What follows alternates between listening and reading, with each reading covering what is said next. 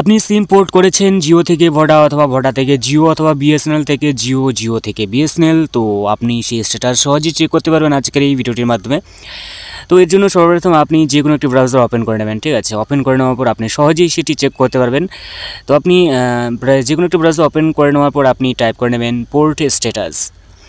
তো আপনি সার্চ করার পর আপনি প্রথমে একটি ওয়েবসাইট দেখতে পাচ্ছেন, তো আপনি এই ওয়েবসাইটের মধ্যে ভিজিট করে নেবেন, ঠিক আছে।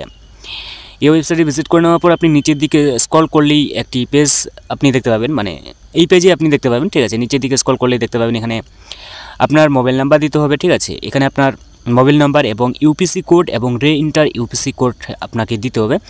এরপর বক্সে টিক দিতে হবে I am not a robot অপশনে। এরপর আপনি সাবমিট অপশন টাচ করলেই আপনি দেখতে পাবেন আপনার সিমের স্ট্যাটাস যেটা আপনি পোর্ট করেছেন, ঠিক আছে। জিও থেকে ভোডা অথবা ভোডা থেকে জিও, তো আপনি এইভাবে দেখতে পাবেন যে এখানে আপনার ইউপিসি কোড রয়েছে, ঠিক আছে, আপনার মেসেজেই। তো আপনি কী করবেন, সেই ইউপিসি কোডটি আপনি এখানে বসিয়ে দেবেন, ঠিক আছে। তো আপনি বসিয়ে দেওয়ার পর বক্সে টিক দিয়ে দেবেন। এরপর আপনি নিচের দিকে সাবমিট অপশনে টাচ করে নিলেই আপনার সামনে যে স্ট্যাটাস রয়েছে সেটা আপনি দেখতে পাবেন, যেটা অ্যাকসেপ্ট করেছি কিনা, ঠিক আছে, এবং এর ভ্যালিডিটি কত পর্যন্ত রয়েছে আপনি সম্পূর্ণই দেখতে পাবেন স্ট্যাটাসটি, এবং সহজে আপনি চেক করতে পারবেন।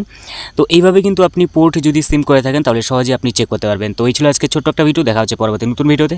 Bye bye.